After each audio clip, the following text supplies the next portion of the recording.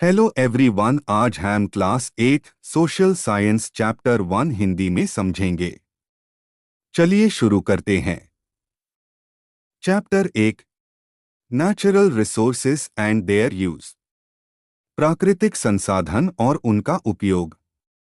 Concerned social scientists are clear on what we need to do. We must move toward a regenerative economy, an economy that operates in harmony with nature, repurposing used resources, minimizing waste, and replenishing depleted resources. We must return to the innate wisdom of nature herself, the ultimate regenerator and recycler of all resources.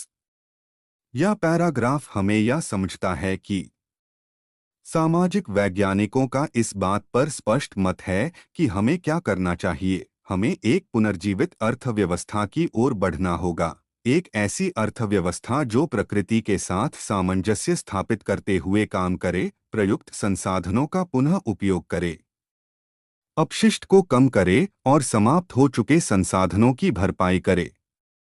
हमें प्रकृति की अंतर्निहित बुद्धिमत्ता की ओर लौटना होगा, जो सभी संसाधनों की परम पुनर्जीवित करता और पुनर्चक्रण करता है। When does nature become a resource? प्रकृति कब एक संसाधन बन जाती है? One of the meanings of the word nature is the totality of life and non-life forms that are part of our environment but have not been created by humans. When humans use these for their sustenance, or create new things from them for consumption, these elements of nature become resources. For example, trees are part of the environment, they exist independently of humans. When we cut them and convert their wood into furniture, we see the trees as a resource. इस paragraph का मतलब है कि प्रकृति शब्द का एक अर्थ है पर्यावरण में मौजूद सभी सजीव और निर्जीव रूप जो मनुष्यों द्वारा निर्मित नहीं हैं। जब मनुष्य इनका उपयोग अपने जीवन निर्वाह के लिए करते हैं या इनसे उपभोग के लिए नई वस्तुएं बनाते हैं, तो प्रकृति के ये तत्व संसाधन बन जाते हैं। उदाहरण के लिए वृक्ष पर्यावरण का हिस्सा हैं, वे मनुष्यों से स्वतंत्र रूप से विद्यमान हैं। जब हम पेड़ों को काटते हैं और उनकी लकड़ी से फर्नीचर बनाते हैं, तो हम पेड़ों को एक संसाधन के रूप में देखते हैं। Often these entities are not easily accessible. For example, there may be petroleum in places deep under the ocean that we do not have the technology to access, or the extraction cost may be too high, or it may be culturally unacceptable like cutting trees in sacred groves. So, for an entity to be called a resource, it should be technologically accessible, and its exploitation should be economically feasible and culturally acceptable. Usually, the word exploitation has a negative connotation. In the context we use it here, it means extraction, utilization and consumption of natural resources. इस paragraph का मतलब है कि अक्सर ये चीजें आसानी से सुलभ नहीं होती। उदाहरण के लिए समुद्र की गहराई में ऐसे स्थान हो सकते हैं जहां तक पहुंचने के लिए हमारे पास तकनीक न हो, या निष्कर्षण की लागत बहुत अधिक हो, या यह सांस्कृतिक रूप से अस्वीकार्य हो, जैसे पवित्र उपवनों में पेड़ काटना। इसलिए किसी चीज को संसाधन कहलाने के लिए उसका तकनीकी रूप से सुलभ होना और उसका दोहन आर्थिक रूप से व्यवहार्य और सांस्कृतिक रूप से स्वीकार्य होना आवश्यक है।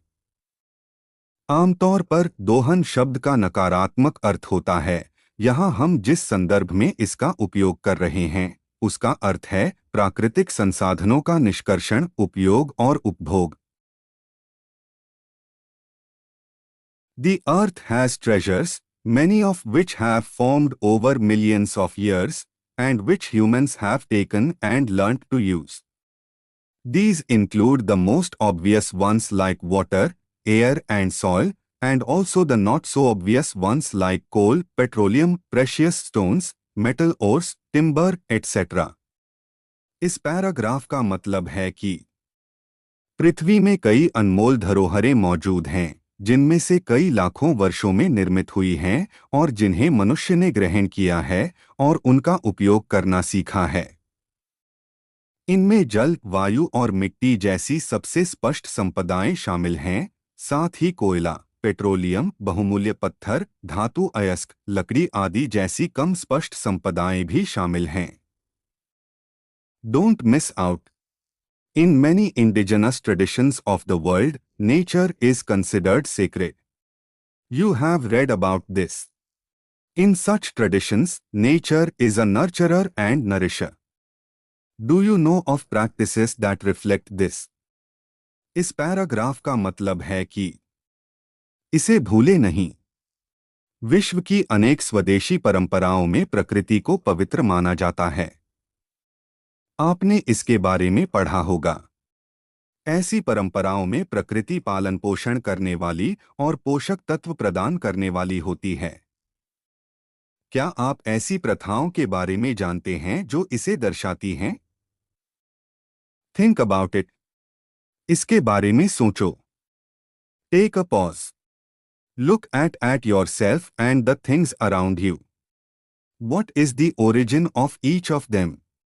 Eight some point they all lead to nature, even the plastic button on your shirt. In short, we apply the term natural resources to materials and substances that occur in nature and are valuable too. इस paragraph का मतलब है कि एक पल रुकिए, खुद को और अपने आसपास की चीजों को देखिए। इनमें से हर एक का स्रोत क्या है? किसी न किसी बिंदु पर ये सभी चीजें प्रकृति से ही जुड़ी हैं, यहां तक कि आपकी कमीज का प्लास्टिक का बटन भी। संक्षेप में, हम प्राकृतिक संसाधन शब्द का प्रयोग उन सामग्रियों और पदार्थों के लिए करते हैं जो प्रकृति में पाए जाते हैं और मनुष्यों के लिए मूल्यवान हैं। Categories of natural resources. प्राकृतिक संसाधनों की श्रेणियां।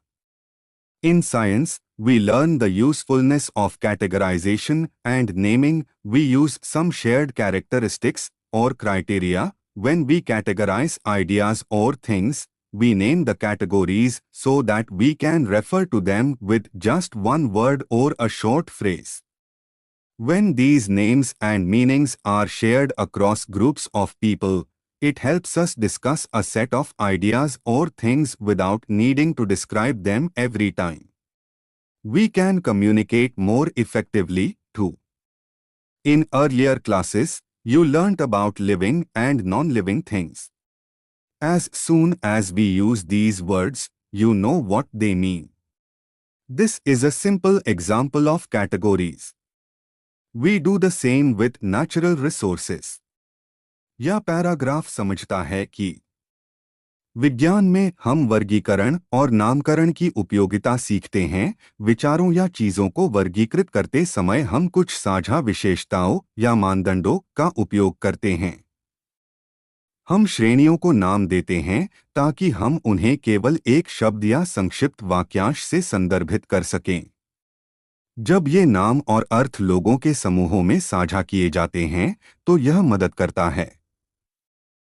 हमें विचारों या चीजों के समूह पर चर्चा करने के लिए हर बार उनका वर्णन करने की आवश्यकता नहीं होती। इससे हम अधिक प्रभावी ढंग से संवाद भी कर पाते हैं।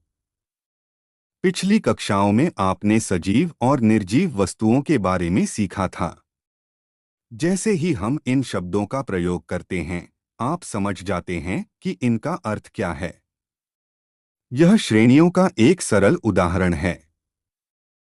हम प्राकृतिक संसाधनों के साथ भी ऐसा ही करते हैं। Think about it. इसके बारे में सोचो। What might be the different criteria we can use to categorize natural resources? One of the ways we could categorize natural resources is based on the uses we put them to: essential for our life, source for materials and sources for energy. प्राकृतिक संसाधनों को वर्गीकृत करने के लिए हम किन-किन विभिन्न मापदंडों का उपयोग कर सकते हैं? प्राकृतिक संसाधनों को वर्गीकृत करने के तरीकों में से एक यह है कि हम उनका उपयोग किन उद्देश्यों के लिए करते हैं जो हमारे जीवन के लिए आवश्यक हैं, जैसे कि सामग्री के स्रोत और ऊर्जा के स्रोत। रिसोर्सेस एसेंशियल फॉर लाइफ, जीवन के लिए आवश्यक संसाधन। Life could not exist on earth without the air we breathe, the water we drink and the food we eat. We take these from the atmosphere, the rivers and ponds, and through the cultivation of soil or other living things. We cannot make the air we breathe, the water we drink, or the soil which gives us food. यह paragraph समझता है कि जिस हवा में हम सांस लेते हैं, जिस पानी को हम पीते हैं और जिस भोजन को हम खाते हैं, उसके बिना पृथ्वी पर जीवन संभव नहीं है। हम इन्हें वायुमंडल, नदियों और तालाबों से तथा मिट्टी या अन्य जीवित चीजों की खेती के माध्यम से प्राप्त करते हैं। हम जिस हवा में सांस लेते हैं, जिस पानी को हम पीते हैं या जिस मिट्टी से हमें भोजन मिलता है, उसे हम नहीं बना सकते। रिसोर्सेस फॉर मटेरियल्स, सामग्री के लिए संसाधन। Human beings create physical objects out of nature's gifts. We make them for our utility or to create things of beauty that enrich our lives and those of others. A piece of wood can be transformed into a chair and also carved into a statuette. India's geographical diversity provides us with a wide variety of natural resources, from wood to marble and coal to gold. ये paragraph समझाता है कि मनुष्य प्रकृति के उपहारों से भौतिक वस्तुएं बनाते हैं। हम उन्हें अपने उपयोग के लिए या सुंदरता की ऐसी वस्तुएं बनाने के लिए बनाते हैं जो हमारे और दूसरों के जीवन को समृद्ध करती हैं। लकड़ी के एक टुकड़े को कुर्सी में बदला जा सकता है और उसे मूर्ति के रूप में भी तराशा जा सकता है। भारत की भौगोलिक विविधता हमें लकड़ी से लेकर संगमरमर, कोयले से लेकर सोने तक विभिन्न प्रकार के प्राकृतिक संसाधन प्रदान करती है। रिसोर्सेस फॉर एनर्जी, ऊर्जा के लिए संसाधन। Energy is a cornerstone of modern living, electricity for our buildings, transportation and all types of production processes. This energy can come from diverse natural sources, coal, water, petroleum, natural gas, sunlight, wind, etc. यह paragraph समझाता है कि ऊर्जा आधुनिक जीवन का आधार है। हमारे भवनों, परिवहन और सभी प्रकार की उत्पादन प्रक्रियाओं के लिए बिजली आवश्यक है। यह ऊर्जा विभिन्न प्राकृतिक स्रोतों से प्राप्त की जा सकती है: कोयला, जल, पेट्रोलियम, प्राकृतिक गैस, सूर्य का प्रकाश, पवन आदि।